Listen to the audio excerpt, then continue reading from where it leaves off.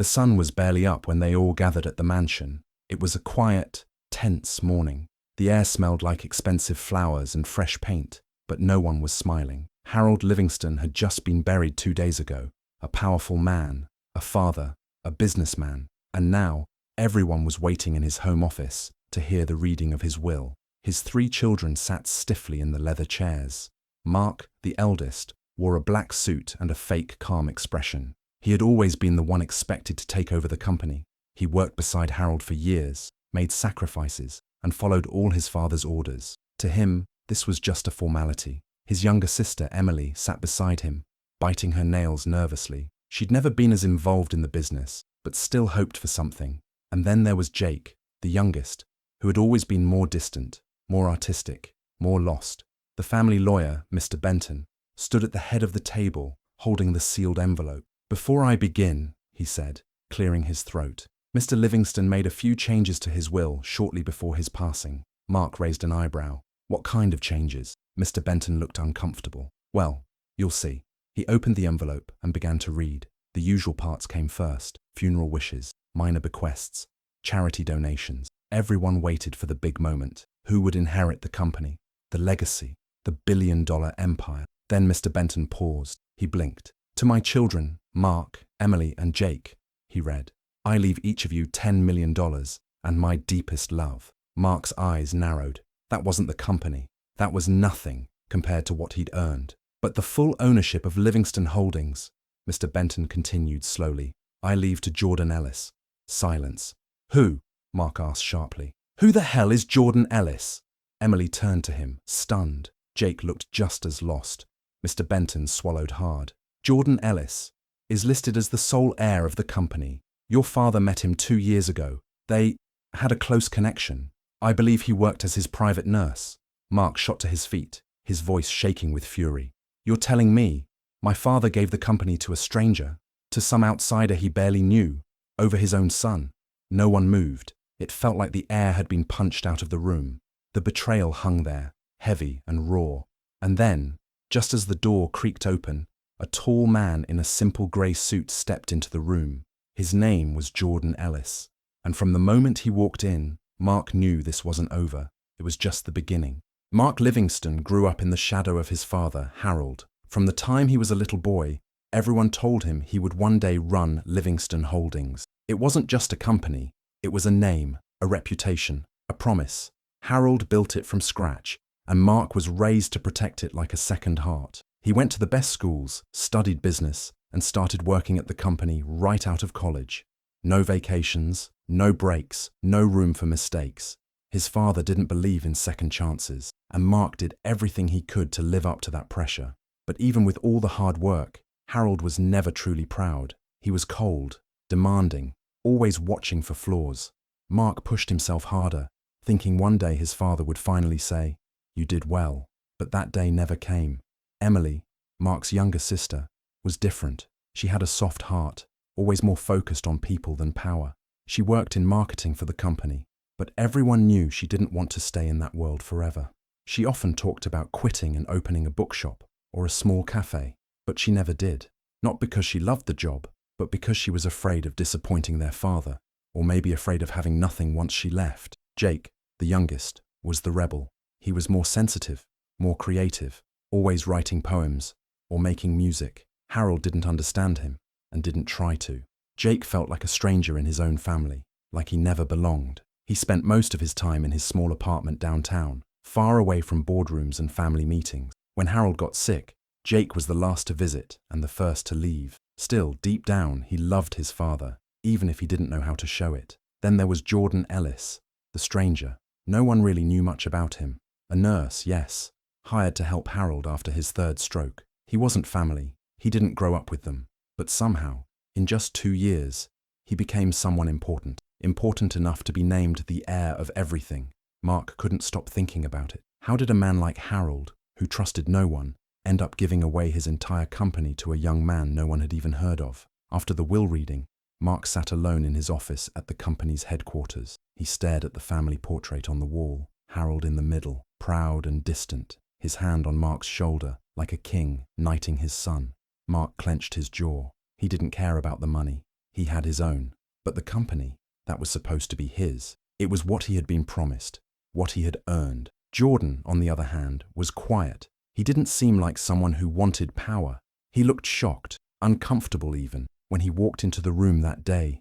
But he didn't give the company back. He didn't say it was a mistake. He simply said, "Mr. Livingston trusted me. He believed in me. I won't take that lightly." Emily didn't know what to think. She felt torn. Mark was angry, understandably, but part of her was curious about Jordan. Maybe there was something they didn't know. Harold had been alone in those last years. Maybe he opened up to Jordan in ways he never did with them. That thought hurt, but it also made sense. Jake, meanwhile, didn't care about the business. He hated that place. But even he felt a sting of betrayal. How could their father ignore his own children? Even if they weren't perfect, they were his blood. The media quickly caught the story. Billionaire's will names nurse as heir. The headlines were everywhere. Reporters camped outside the mansion. Talk shows debated whether Jordan was a secret son or a manipulative outsider.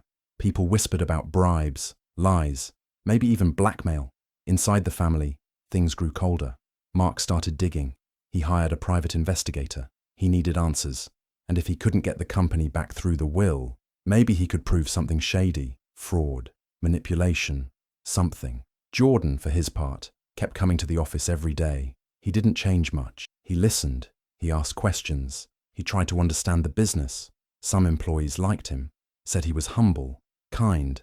Others thought he was a joke, a soft outsider trying to wear a crown. Emily started talking to Jordan more, not because she trusted him, but because she wanted to understand. Why her father? Why the company? What did they talk about during those late nights? Jordan never gave her the full story, just said, he was different when you weren't around, softer, lonely. That hit her hard. As the weeks passed, tensions rose. Mark's anger grew into obsession. He started confronting people in the company, trying to turn the board against Jordan. Emily warned him to stop. Jake didn't say much, but even he said, "You're losing yourself, Mark." But Mark didn't care. He had spent 30 years building his life for this moment, and a stranger had stolen it in a signature. What was truly at stake now wasn't just a CIA. 3 days after the will was read, Mark received a letter at his office. It wasn't sent through email. It wasn't even typed. It was a simple white envelope, handwritten in neat, careful letters. Mark Livingston. Personal. He opened it quickly, thinking maybe it was from one of the board members. Some of them were already whispering behind his back, questioning what would happen to the company now. But the moment he read the first line, his heart stopped. "There are things about your father's final days you don't know. If you want the truth, meet me at the Rose Hill nursing home tomorrow. Ask for Nurse Claire." There was no signature, just that. Mark read it over 5 times. Who was Claire? And what truth was she talking about? He tried to ignore it, to throw it away and move on. But something kept pulling at him. He couldn't stop thinking about Jordan Ellis. The calm way he walked in, the way he said Harold trusted him, the way he refused to answer any of Mark's questions at the will reading. The next day, Mark told no one where he was going. He drove across town to Rose Hill, a quiet, clean place with flowers in every hallway. It didn't feel like a place full of secrets. But when he asked for Nurse Claire, the receptionist nodded and led him to a small side room. A woman in her late 50s waited inside. Her eyes were tired, but sharp. "You're Harold's son," she said quietly. "You look just like him when he was younger." "Did you send the letter?" Mark asked. She nodded. "Why?" She sighed and sat down. "Because I was there. I saw what happened. And you deserve to know the truth, even if it hurts."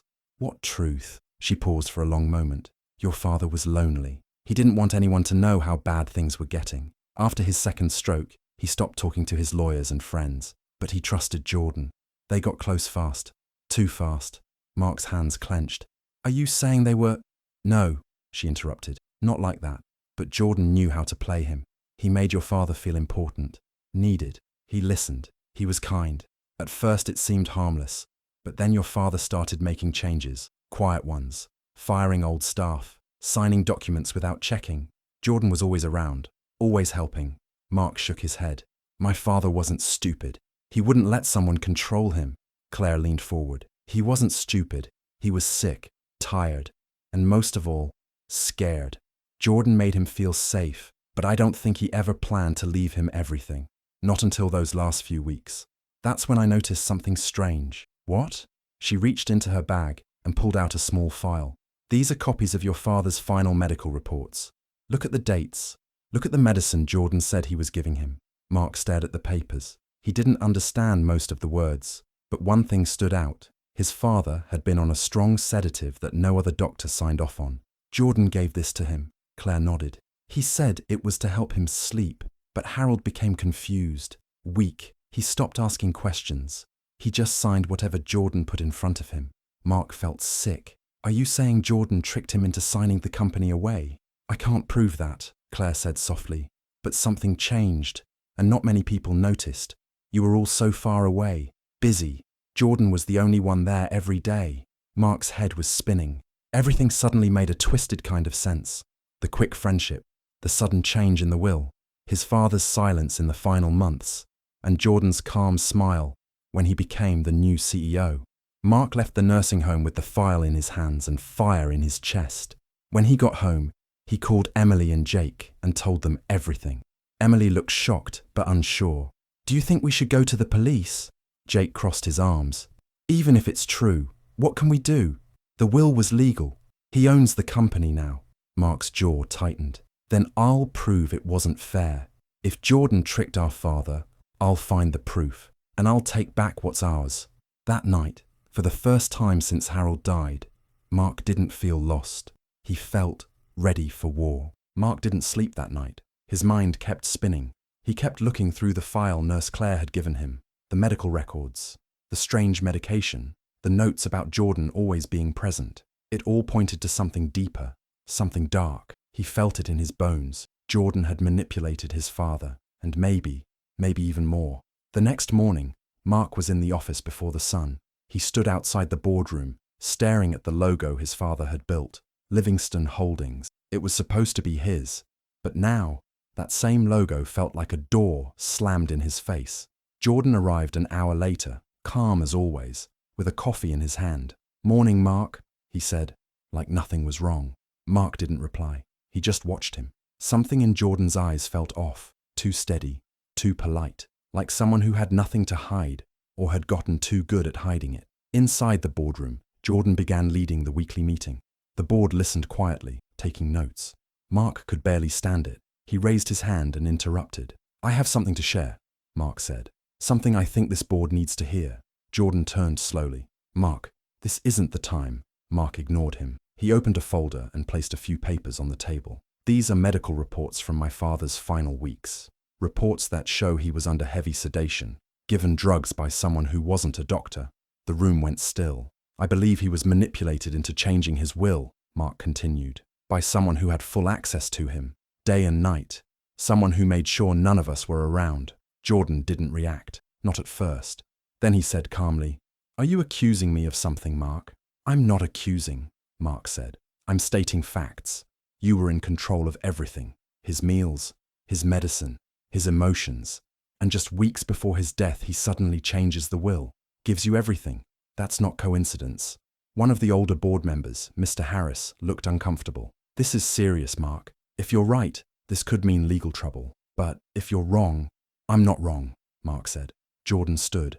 "I think this meeting is over. We'll continue when everyone is ready to talk respectfully." He walked out, leaving the papers behind. From that moment, things got worse. Jordan began isolating Mark. Meetings were moved without notice. His emails were suddenly not being replied to. Staff started avoiding eye contact. Rumors spread fast that Mark was unstable, jealous, bitter, that he couldn't handle losing. Some people even said he was trying to destroy his father's legacy out of spite. Emily tried to stay neutral. "Maybe we should wait, Mark. We don't know the full story." "You saw the reports," he snapped. "What more do you need?" "I don't know," she said, her voice low. "But maybe we're all just hurt. Maybe Dad made a choice we don't want to accept." Mark stared at her, feeling more alone than ever. "You sound like you're on his side." "I'm not on anyone's side," she whispered. "I'm just tired." Jake didn't say much either. He kept his distance, showing up at family dinners and leaving early. He hated conflict, and now everything felt like a war zone. But Mark couldn't let go. He met with lawyers, tried to challenge the will, even tried to get a court order to freeze the company's assets. But Jordan had everything prepared. His lawyers were sharp, his files were clean. Legally, everything seemed airtight. One night, Mark went back to his father's study in the mansion. He sat in the leather chair, staring at the empty bookshelf. He remembered being a kid, standing in that same room, promising his father he'd protect the company. Now, he felt like he had failed. He opened the bottom drawer of the desk and found something strange. An old phone, a basic one with no apps or internet, just call and text. He turned it on. There were only a few messages, all from Jordan, sent late at night. "I'm here if you need anything. Don't trust the others. I've got you. You'll never be alone, sir. I promise." The last message was 1 week before the will was changed. "It's time. They've never seen you the way I do." Mark's chest tightened. These weren't normal work messages. These were personal, controlling. He took screenshots and added them to his case file. But even with all the pieces, it still wasn't enough. The law wanted hard proof. He didn't have video. He didn't have witnesses. Just doubt, pain, and a growing sense that the truth was slipping away. At the office, Jordan held a press conference. "We are committed to the legacy of Harold Livingston," he said. "I may not be his blood, but I was there when it mattered most. I won't let personal bitterness distract us from what's important." The board applauded. Reporters nodded. Cameras flashed. Mark watched from a distance, fists clenched. He felt erased. Emily stopped returning his calls. Jake told him to drop it. "Yo!" Mark waited outside the company building long after everyone else had gone home. The night was cold. The city lights reflected off the glass windows. In his hand, he held the small old phone he had found in his father's desk, the one with Jordan's text messages. His fingers were shaking, but not from the cold. He had made a decision. This was the night everything would change. He walked inside. Security didn't stop him. He still had his access card, for now. He went straight to the top floor, to the executive office where Jordan now sat. The same room that used to be Harold Livingston's. The same chair his father used to sit in, looking out over the city like a king. Mark knocked once, then opened the door. Jordan looked up. He was alone. "You shouldn't be here," he said calmly. "I know," Mark replied. He stepped inside and closed the door behind him. Jordan stood up. "If this is about the board, I told you." Mark threw the phone onto the desk. "Read those messages." Jordan glanced at it, his face unreadable. "Those are your texts to my father," Mark said. "You made him trust you. You told him not to trust us. You fed him lies. You gave him drugs without prescriptions. You made him weak, and then took everything." Jordan's expression didn't change. He looked down at the phone again, then slowly back at Mark. "He trusted me because I was there. When you weren't." Mark's voice cracked. "You stole his mind. You changed him. He would never have left this company to you in his right mind." Jordan stepped around the desk. His calmness turned sharp. "You want the truth? Fine. Your father was a broken man. He was tired of your pride, tired of your constant need to prove yourself. You thought you were earning his love by working yourself to death. But he never loved you, Mark. He respected me more in 2 years than he respected you in 30. Mark's jaw tightened. "You're lying." "No," Jordan said.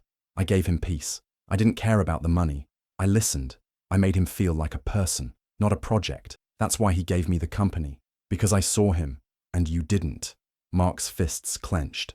"You drugged him." Jordan nodded slowly. "Yes, I did. But not to control him, to ease his pain. You weren't there to see the nights he couldn't breathe, the mornings he cried from the pain, the shame. I did what I had to do." "You manipulated him," Mark said, stepping closer. "You made him sign that will when he wasn't himself." Jordan didn't deny it. "Maybe.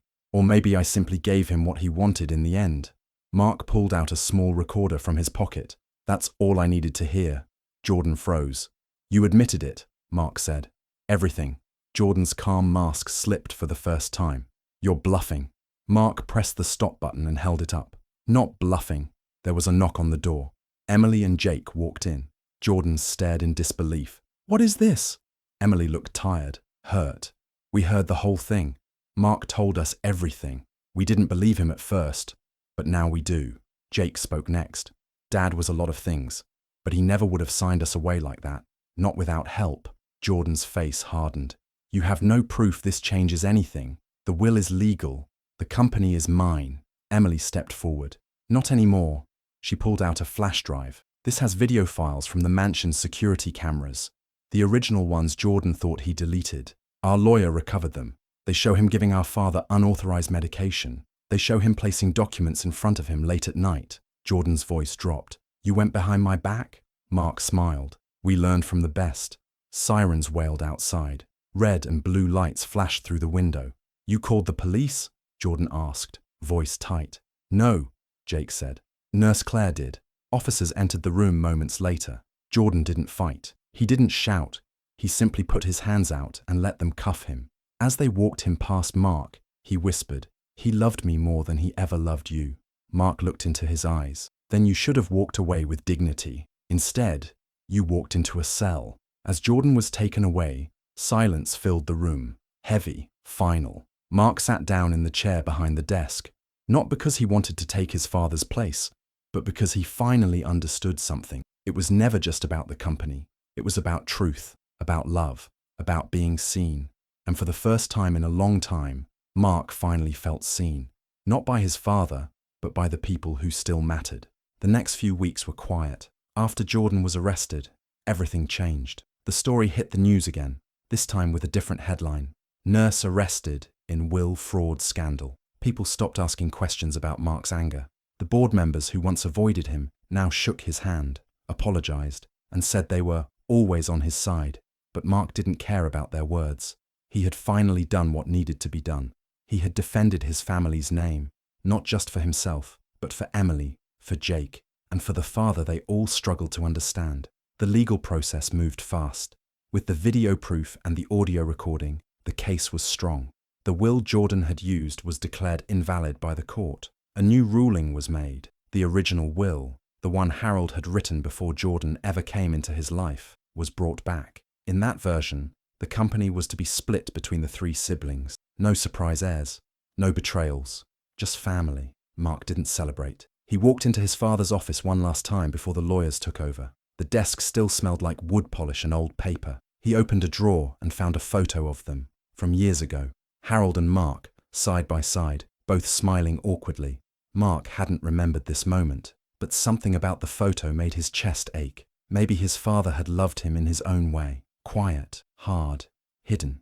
Mark stood up and placed the photo on the shelf. A few days later, he called a meeting with Emily and Jake. They met at a small cafe downtown. Not a boardroom, not the mansion, just a place where they could breathe. "I've made a decision," Mark said, sipping his coffee. Emily raised an eyebrow. "Another lawsuit?" He shook his head and smiled. "Number, I'm stepping down. I'm leaving the company." They both stared at him. "What?" Jake asked. "After everything?" Mark nodded. "Yes. I've spent my whole life chasing something. Dad's approval, the title, the power, and I lost myself in it. I don't want that anymore." Emily looked at him carefully. "So what now?" "I want peace," Mark said. "Real peace. Maybe I'll travel. Maybe I'll teach. I don't know yet, but I know I don't want to live in that office anymore. It's full of ghosts." Jake leaned back. "I think that's brave." Emily nodded. "We could split the company. I can run marketing. You could keep the creative side, Jake." Jake shrugged. "Sure, but only if I get Fridays off." They all laughed, really laughed, for the first time in a long time. Mark looked at them and realized something. Maybe this was what their father wanted deep down. Not a business empire, but a family that stood together. Maybe that's why he fell for Jordan's lies, because he felt alone. Later that week, Mark packed his things. He didn't take much, just a few files, a watch that belonged to his father, and the photo from the desk. As he walked out of the building, he felt lighter. Outside, the sky was blue and the wind gentle. No reporters, no noise, no drama, just the sound of people living. Mark got into his car and drove away from the office, from the mansion, from the world he had once believed was everything. He stopped at a small park and sat on a bench watching families pass by. He pulled out his phone and sent a message to Emily and Jake. "Thank you for believing in me. Let's not wait for another storm to come together again. Lunch next week?" Both replies came fast. Emily: "Absolutely. You're buying." Jake: "Only if there's pizza." Mark smiled. He had lost his father. He had almost lost himself. But now he had something stronger: truth, peace, and a future he could choose for himself. And this time, he wasn't fighting for power. He was fighting for joy. A few months later, Mark visited his father's grave alone. The cemetery was quiet, with tall trees swaying gently in the wind. He stood in front of the simple grey stone that read, "Harold Livingston, father, builder, leader." For a while, he said nothing, just stood there, hands in his pockets, watching the clouds move slowly above. Then he spoke. "I thought I hated you," he said softly. "When I found out what you did, I was angry. I felt like you forgot me, like I was nothing to you after all those years." He paused and looked down. "But now I see it wasn't that simple. You were tired. You were lonely. Maybe you just wanted to feel seen. And he made you feel that way, didn't he?" Mark knelt down and placed a small photo at the base of the stone. The same photo from the desk. Father and son, side by side. "I still wish you had told me. I wish we had one last real talk before you left. But I'm not angry anymore. I'm done chasing ghosts."